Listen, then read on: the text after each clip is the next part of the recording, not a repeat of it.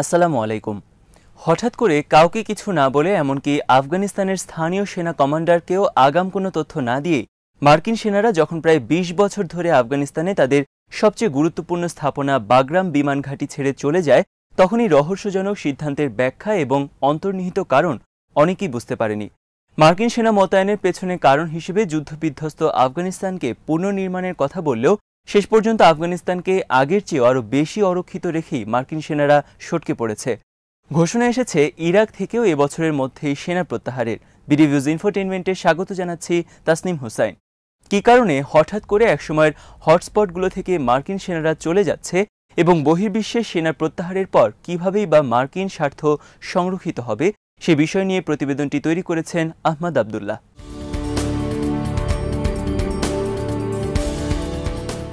বিগত প্রায় ২ দশক ধরে মার্কিন সেনারা আফগানিস্তানে আছে। এই পুরোটা সময়ই তাদেরকে তালেবান ও আল কায়দাকে মোকাবেলা করেই থাকতে হয়েছে।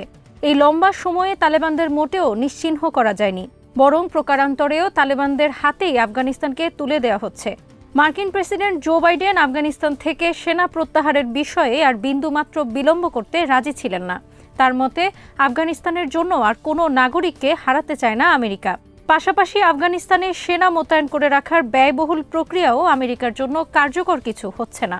বাইডেনের মতে মার্কিন সেনারা আফগানিস্তানকে গড়ে তোলার জন্য কখনোই সেখানে যাননি।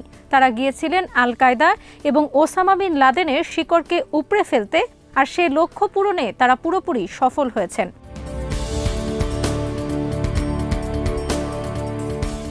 কিন্তু বাইডেনের এই দৃষ্টিভঙ্গি বিশ্লেষকদের সন্তুষ্ট করতে পারেননি।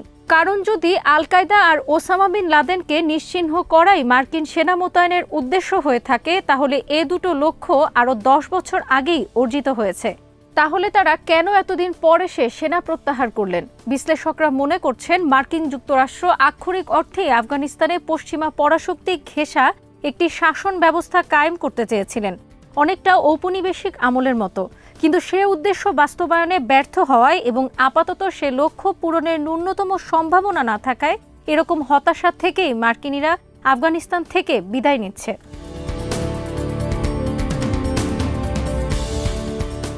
ট্রাম্প যেমন আমেরিকাকে আবারও গ্রেট নেশন বানানোর দাবি করেছিলেন, একইভাবে বাইডেনের স্লোগান হল আমেরিকা ইজ ব্যাক, অর্থাৎ আমেরিকা আবারও খেলায় ফিরেছে। তবে বাইডেন দাবি করছেন পরাশক্তি হিসেবে আমেরিকা এবার সামরিক শক্তি প্রয়োগের চেয়ে বরং কূটনৈতিক কৌশলের মধ্যে দিয়ে নিজেদের অবস্থানকে স্পষ্ট করতে চায়। বিশেষ করে মিত্র কোনো শক্তির সাথে মার্কিন যুক্তরাষ্ট্র এই যাত্রায় যুদ্ধে জড়াতে চায় না।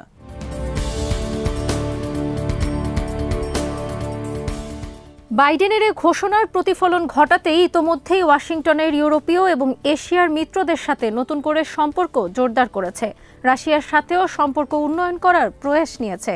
চীনের সাথে প্রতিদ্বন্দ্বিতায় লিপ্ত হলেও সরাসরি সংঘাতের সম্ভাবনাকে নাকচ করে দিয়েছে এবং ইরানের সাথে বহুল আলোচিত পারমাণবিক চুক্তি প্রক্রিয়াকে আবারও কার্যকর করার উদ্যোগ নিয়েছে।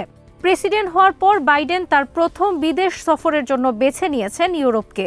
পাশাপাশি কোয়াদ জোটভুক্ত জাপান, ভারত এবং অস্ট্রেলিয়ার নেতৃবৃন্দের সাথেও ভার্চুয়াল যোগাযোগ বৃদ্ধি করেছেন। ভারত প্রশান্ত মহাসাগরীয় অঞ্চলের জন্যও মার্কিন নীতিতে কিছুটা পরিবর্তন এসেছে। ধারণা করা হচ্ছে খুব শীঘ্রই বাইডেন তার এশিয়ার মিত্র দেশগুলোতেও সফর শুরু করবেন। একই দৃষ্টিভঙ্গি থেকে মার্কিন যুক্তরাষ্ট্র পশ্চিম এশিয়া থেকে সামরিক সম্পৃক্ততা কমিয়ে আনার উদ্যোগ নিয়েছে। এরই অংশ হিসেবে আফগানিস্তান থেকে সেনা প্রত্যাহার করে নেওয়া হয়েছে।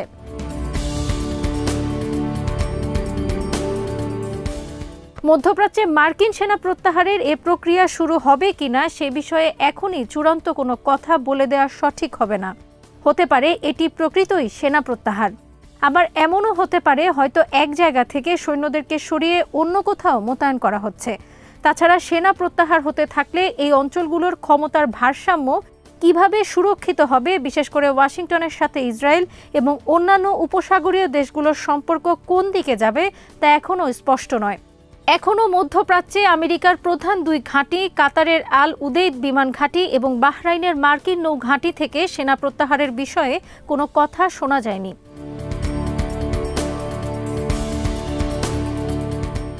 সিরিয়া সম্পর্কে বাইডেন প্রশাসনের চিন্তাধারা এখনও জানা যায়নি। তবে চলতি বছরের মধ্যেই ইরাক থেকে সেনা প্রত্যাহারের ঘোষণা ইতোমধ্যেই জানা গেছে। আফগানিস্তানের মতো প্রতিকূল একটি ভূখণ্ড যেখানে সর্বোচ্চ সংখ্যক মার্কিন সেনা দীর্ঘদিন ধরে মোতায়েন ছিল, সেখান থেকে সেনা প্রত্যাহার করে নেয়ার পর অন্য দেশে যেখানে মোতায়েনকৃত সেনার সংখ্যা খুবই নগণ্য, সেখানে সেনা মোতায়েন রাখার কার্যকারিতা অনেকটাই প্রশ্নবিদ্ধ হয়ে উঠেছে।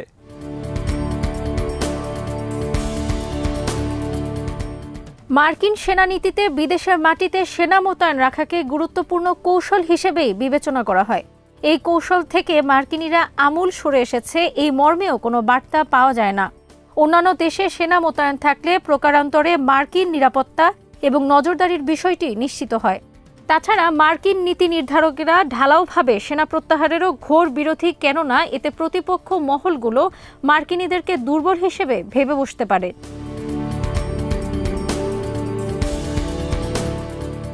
আবার ভিন্ন মতো আছে। সংঘাতমুখর একটি এলাকা থেকে মার্কিনীরা সেনা প্রত্যাহার করে নিলে প্রতিপক্ষরা যতখানি সুবিধা পাবে বলে ধারণা করা হচ্ছে, তার বিপরীত কিছুও হতে পারে। হয়তো সেনা প্রত্যাহারের এই প্রক্রিয়া মার্কিন বিরোধী শিবিরগুলোতে নতুন করে ভাঙনের সৃষ্টি করবে। আফগানিস্তানে মার্কিন সেনা মোতায়েনের বিরোধী তালেবান গোষ্ঠীর অভ্যন্তরে যেমন সেনা প্রত্যাহারের এই অবাধ সুযোগ নতুন করে সংকটের সৃষ্টি করতে পারে, তেমনি প্রতিপক্ষ দেশগুলো নতুন করে চ্যালেঞ্জের মুখে পড়তে পারে। আফগান থেকে মার্কিন সেনা প্রত্যাহারের ঘোষণা দেওয়ার পর প্রাথমিকভাবে চীন ও রাশিয়া একটু নড়েচড়ে বসলেও কার্যত তারাও বিশেষ কোনো ফায়দা হাসিল করতে পারেনি। সেনা প্রত্যাহার যখন চলমান, ঠিক এমন সময়েই চীনের বেশ কয়েকজন শ্রমিক পাকিস্তানের সন্ত্রাসী হামলার শিকার হওয়ায় আফগানিস্তান নিয়ে চীনের মাঝে এক ধরনের নিষ্ক্রিয়তা দেখা দিয়েছে। অন্যদিকে রাশিয়ারা প্রথম দিকে আফগানিস্তানে তাদের সম্ভাব্য ভূমিকা নিয়ে কিছু কথা বললেও শেষ পর্যন্ত প্রেসিডেন্ট পুতিন মার্কিন প্রেসিডেন্টকে নতুন করে একটি প্রস্তাবনা দিয়েছেন বলে জানা গেছে। রাশিয়া মধ্য এশিয়ার তার দুটো সামরিক ঘাঁটিকে যৌথভাবে ব্যবহার করার মাধ্যমে আফগান পরিস্থিতি মোকাবেলা করার একটি প্রস্তাব মার্কিন যুক্তরাষ্ট্রকে দিয়েছে।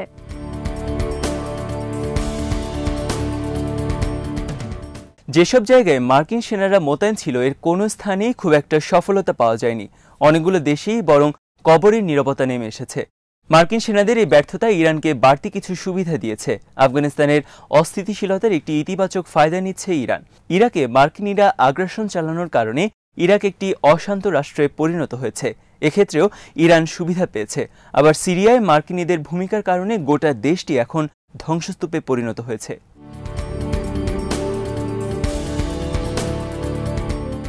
প্রচণ্ড আর্থিক সংকটে পড়েছে দেশটি। উল্টো প্রেসিডেন্ট বাশার আল আসাদ দেশের বড় একটি অংশে তার নিয়ন্ত্রণ প্রতিষ্ঠা করতে সক্ষম হয়েছেন। এক্ষেত্রেও ইরান বড় একটি তুরুপের তাসের ভূমিকায় রয়েছে। মার্কিন যুক্তরাষ্ট্র ইরানকে আর ব্ল্যাঙ্ক চেক দিতে চায় না। তাছাড়া মধ্যপ্রাচ্য ও এশিয়ায় মোতায়েনকৃত মার্কিন সেনারা বছর কয়েক আগে যে পরিমাণ সুযোগ সুবিধা পেত, এখন এর অনেকটাই পাওয়া যাচ্ছে না। জনগণের মাঝেও মার্কিন সেনা বিরোধী একটি সেন্টিমেন্ট গড়ে উঠেছে।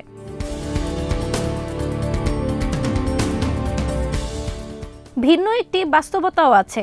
পশ্চিমা দেশগুলোর জন্য এবং এই দেশগুলোতে গণতন্ত্রকে সুসংহত রাখার ক্ষেত্রে বাহিরের হুমকি যতটা ভয়ঙ্কর হয়ে উঠছে, তার চেয়েও বেশি হুমকি বরং দেখা যাচ্ছে আভ্যন্তরীণ ক্ষেত্র থেকে। মার্কিন যুক্তরাষ্ট্র এবং এর মিত্র দেশগুলো এই চরম বাস্তবতার বিষয়ে উদাসীন থাকায় নানা ধরনের সংকটে পড়ে সাম্প্রতিক সময়ে ব্যাপকভাবে আত্মসমালোচনার শিকার হয়েছে। তাছাড়া বিভিন্ন দেশের আভ্যন্তরীণ সংকটে শাসক গোষ্ঠীর পতন হওয়ায় বৈশ্বিক ভূরাজনীতিতেও নানামুখী পরিবর্তন চলে এসেছে। মূলত কোল্ড ওয়ার থেকে, বিশেষত সিনিয়র বুশের আমল থেকে মার্কিন যুক্তরাষ্ট্র তাদের সামরিক নীতিতে কৌশলগত পরিবর্তন নিয়ে আসে। 1994 থেকে 1999 পর্যন্ত মার্কিন প্রতিরক্ষা নীতিমালার মূল লক্ষ্যই ছিল ইউরোপ, এশিয়া এবং সাবেক সোভিয়েত ইউনিয়নের আওতাধীন ভূখণ্ডে এককভাবে মার্কিন সামরিক আধিপত্য প্রতিষ্ঠা করা।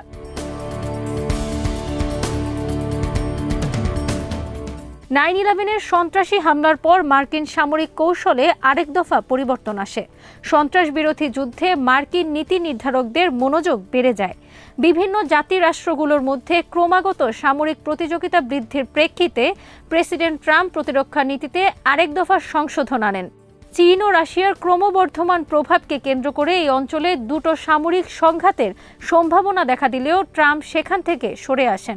বিগত 2 দশকের অভিজ্ঞতার আলোকেই বিভিন্ন দেশে অপ্রয়োজনে মার্কিন সেনা মোতায়েন রাখার সিদ্ধান্ত রহিত করা হয়।